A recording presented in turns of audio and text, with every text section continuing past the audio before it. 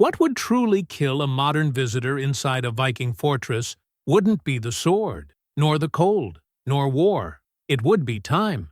Imagine walking through a solid wooden door reinforced with rough iron. It slams shut behind you with a heavy, definitive sound. The north wind instantly vanishes, replaced by something unexpected: dense heat, thick air, the smell of smoke permeating every surface. The initial sensation would not be danger. It would be uncomfortable. For centuries, the popular image of Viking fortresses has been shaped by romantic films and paintings. Rugged warriors, firelight halls, endless banquets, and laughter echoing beneath wooden ceilings. A safe haven from the wild world outside. But this view ignores an essential truth. Viking fortresses were not built for modern human comfort. They were survival machines. Archaeology reveals that structures like Trelleborg, Aggersborg, and Fyrkat did not arise merely as military bases. They functioned as living systems, carefully planned to withstand something far more constant than armed enemies: the Scandinavian environment. In Northern Europe, the real adversary was never another army. It was winter. Inside the fortress, the space was compressed.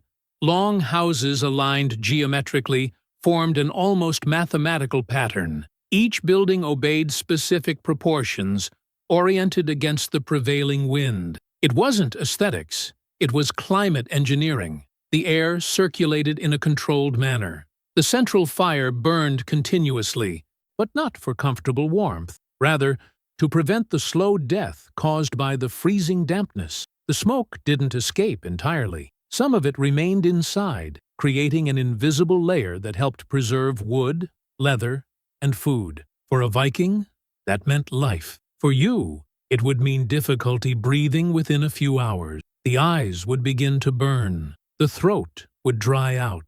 The modern brain, accustomed to clean ventilation and stable temperature, would interpret the environment as hostile, and yet no one there would complain, because everyone inside that fortress had been molded from birth for that system.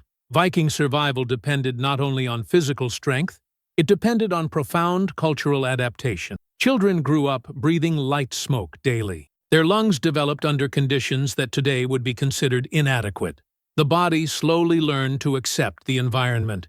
You didn't have that invisible training. And that's where the real historical paradox begins. It wasn't that the past was too brutal.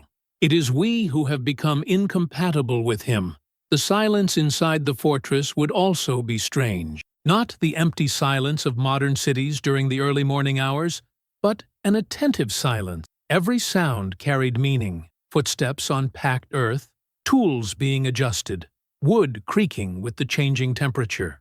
Nada Ali was decorative. Everything served a purpose. The circular walls not only protected against invaders, they manipulated the wind, reducing currents that could steal vital heat. The positioning of the entrances controlled visibility and provided psychological defense. The internal organization facilitated a rapid response to fires, attacks, or storm. It was an architecture designed for a world where error meant death. And then comes the first uncomfortable revelation. A Viking fortress was no haven from chaos. It was a constant adaptation to chaos. Inside, there was no privacy as we understand it today. Sleeping meant sharing space, body heat, and collective breathing. The modern concept of personal space simply did not exist. After just a few hours, the modern visitor would feel something unexpected: mental exhaustion.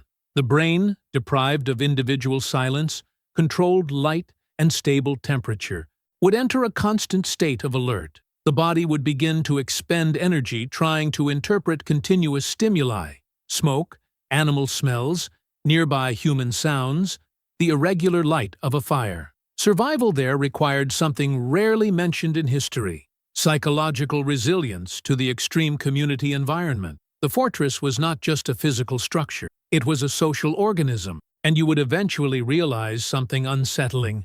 The Vikings didn't survive because they were stronger. They survived because they belonged completely to that system.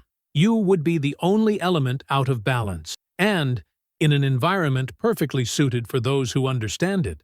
The incompatible element always fails first. The second threat within a Viking fortress would not appear in a dramatic way. No battle would begin. No alarm would sound. It would emerge slowly, through the body itself. After a few hours inside the fortress, the modern visitor would begin to realize that the heat does not bring real comfort. The central fire warms, but never uniformly. Too close, and sweat appears. A few steps back. The cold returns immediately, seeping through clothing, piercing bones and joints. The environment is in a state of constant thermal instability. And that wasn't a flaw.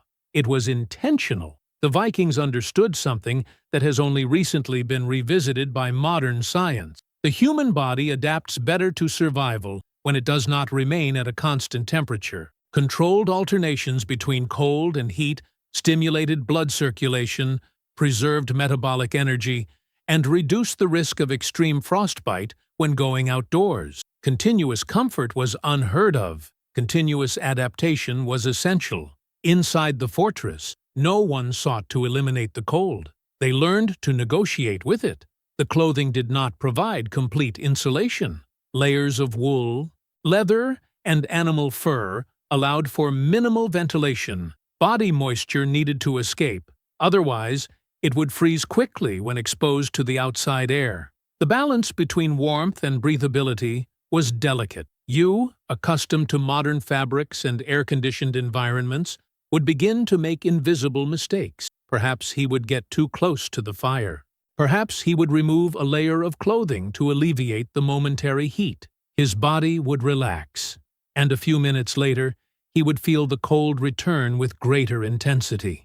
The problem wouldn't be the cold itself, it would be the inability to predict the cold. The inhabitants of the fortress possessed bodily knowledge accumulated over generations. They knew exactly when to move, when to sit, when to sleep, and when to eat animal fat to maintain their internal heat. Food reveals another forgotten reality. Within the walls, the diet did not seek variety or gastronomic pleasure. It was thermal fuel. Salted meat, dried fish, preserved fat, and simple grains provided the dense energy necessary to maintain a high metabolism. The modern visitor would probably find the strong flavor, heavy texture, and excess fat strange. But the real shock wouldn't be the taste. It would be the constant feeling of hunger. Because the body, battling irregular temperature, light smoke, and continuous psychological strain, would begin to consume energy much faster than expected. Even at rest, the body would work intensely to maintain internal balance. Strength required an active metabolism at all times. There was no complete rest. Not even sleep would offer relief. As night fell, the firelight would cast shifting shadows on the wooden walls. The ceiling would disappear into the dark smoke. People would sleep close to one another, wrapped in furs, breathing in the same collective rhythm.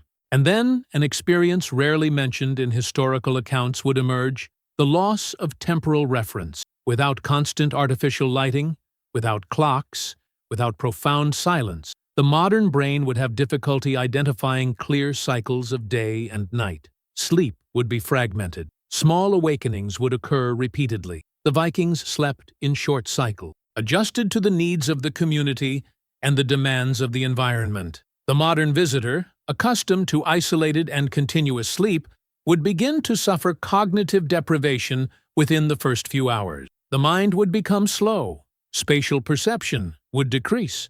Simple decisions would become difficult. And at this point, another myth is shattered. The Viking fortress was not just physical protection against external enemies. She was a biological filter.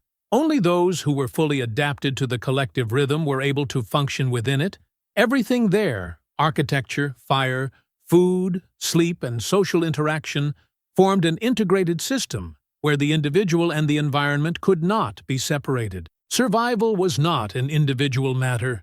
It was synchronization. And, without realizing it, the modern visitor would begin to experience something profoundly uncomfortable: the feeling of being permanently out of rhythm. While everyone around her acts naturally, every movement of hers requires conscious effort. Every decision seems delayed. Every reaction comes too late. Inside the fortress, efficiency meant life. Disarray meant vulnerability. And the more time passed, the clearer it became that the greatest danger lay not in the walls, nor in the cold, nor in the weapons.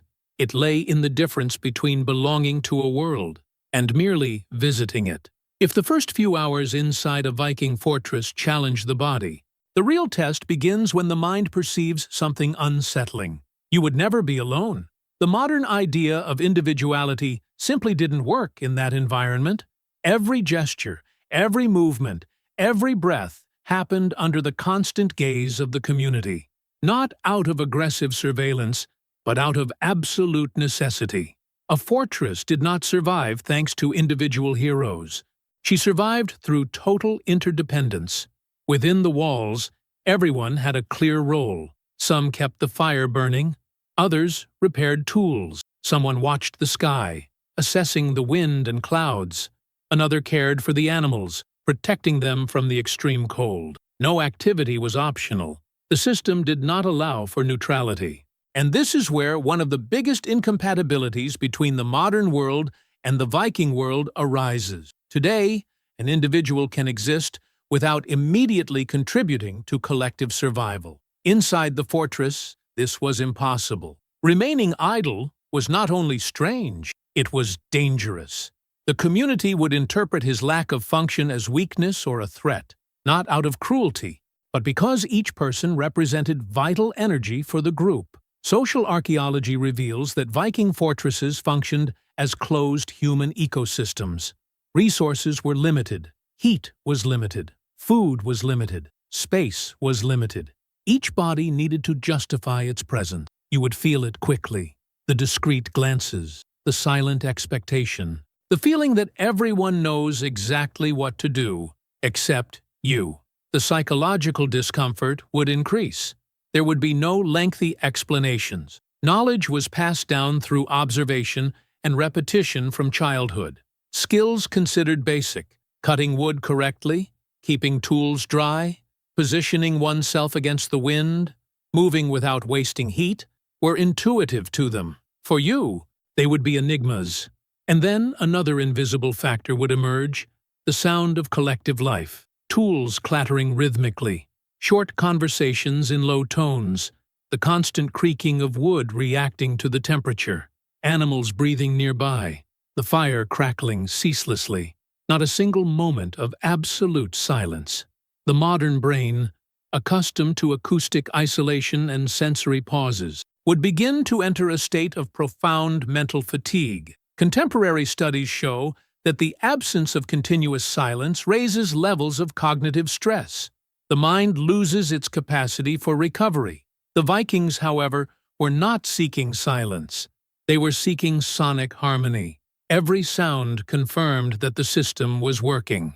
The sound of the community was proof of safety. Total silence would mean danger, attack, storm, or death. What reassured the inhabitants of the fortress would slowly begin to wear you down. And there is something even harder to bear: constant proximity to the reality of survival. Inside the fortress, there was no separation between life and necessity. Animals were slaughtered near the dwellings. Tools were sharpened daily. Wounds were treated without modern anesthesia. The smell of leather, iron, dried blood, and burnt wood was part of the daily atmosphere. Nothing was hidden. Existence was straightforward. The modern visitor, accustomed to a symbolic distancing from death and physical exertion, would feel a growing emotional impact, not because of explicit violence, but because of the absence of filters. There, life was not an abstraction. It was continuous maintenance to prevent disappearance. And gradually, something unexpected would happen. You would begin to realize that the inhabitants of the fortress did not seem oppressed by that environment. On the contrary, there was security in the repeated gestures, trust in the shared routines. A calmness difficult to explain arose from the collective predictability. They belonged completely to the place. The fortress was not a prison. It was an extension of the social body itself. And this is perhaps the most disconcerting revelation yet. Discomfort doesn't arise because the environment is too hostile. It happens because you were shaped for a world where survival rarely depends on the people around you. Inside the Viking fortress, independence was not freedom. It was a risk. And the more time progressed towards 24 hours, the more evident it would become that the greatest challenge was not learning to live like a Viking. It meant accepting the need to stop living as a modern individual. As the final hours inside a Viking fortress draw near, something silent begins to happen. It is not a visible event. There is no sudden change in the environment. The fire continues to burn. People continue to work. The wind continues to press against the outer walls as it has for centuries.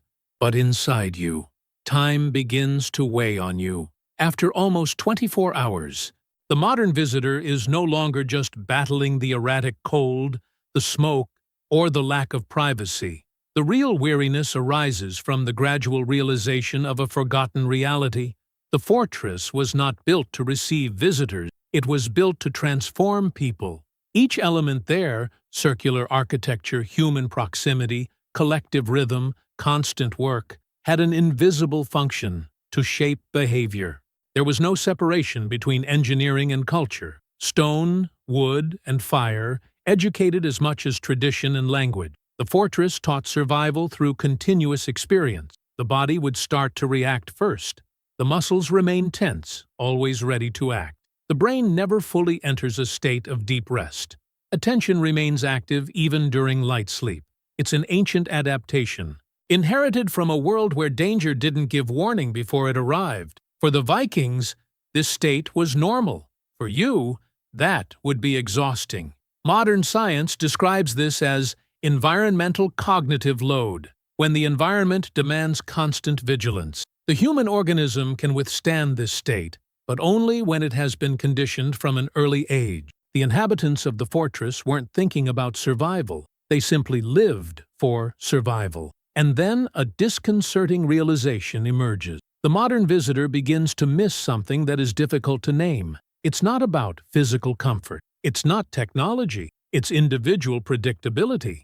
In the modern world, almost everything has been designed to reduce uncertainty. Constant lighting, controlled temperature, accessible food, guaranteed privacy. The environment adapts to the individual. In the Viking fortress, the opposite occurs. The individual adapts to the environment, and this reversal changes everything. You would notice that no one there is constantly seeking entertainment. There are no distractions. There is no excess of visual stimuli. Time is not artificially filled. Every action has a direct consequence. Cutting wood keeps everyone alive. Keeping the fire burning prevents disease. Observing the sky shapes collective decisions. Existence acquires real weight. Perhaps, for the first time, you would notice something unexpected in the faces around the fire. A form of tranquility that doesn't depend on comfort, status, or distraction. A tranquility born from usefulness. The Vikings did not survive because they ignored the suffering of their environment. They survived because they understood their place within it. The fortress did not separate them from nature. She connected them to her. The walls were not barriers against the outside world. They were points of negotiation between humanity and wild nature. And then comes the final moment. When imagining leaving through the same heavy door through which they entered, the modern visitor might reach an unexpected conclusion. Danger was never truly the stronghold. The danger was discovering how much of our current life depends on the constant removal of effort, uncertainty, and human interdependence.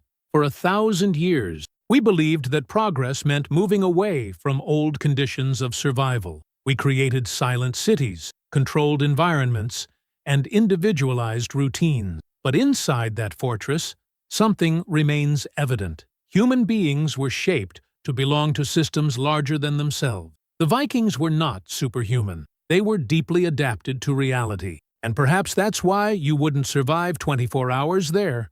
Not because there would be a lack of courage, not because there would be a lack of strength, but that world demands something we are slowly unlearning: to live in complete dependence on the environment, the weather, and other people. The fortress reveals a silent truth. Survival has never been just about enduring the cold or the enemy. It has always been about understanding the balance between community, nature, and purpose. Perhaps the greatest lost knowledge lies not in weapons, walls, or forgotten techniques. Perhaps it lies in the human capacity to accept limits and find meaning within them. When we look to the past, we often see only hardship, but sometimes the past looks back and reveals how fragile we've become trying to live without real need. And so the final question remains, if modern comforts disappeared tomorrow, would we still know how to live with each other? Or we would discover too late that the true fortress was never made of wood and iron, but from people who knew exactly why they existed within it. If this type of in-depth historical documentary sparks your curiosity about humanity's forgotten knowledge, subscribe to the channel to continue exploring stories where engineering, nature, and human behavior intersect, not as nostalgia for the past, but as an understanding of who we still are.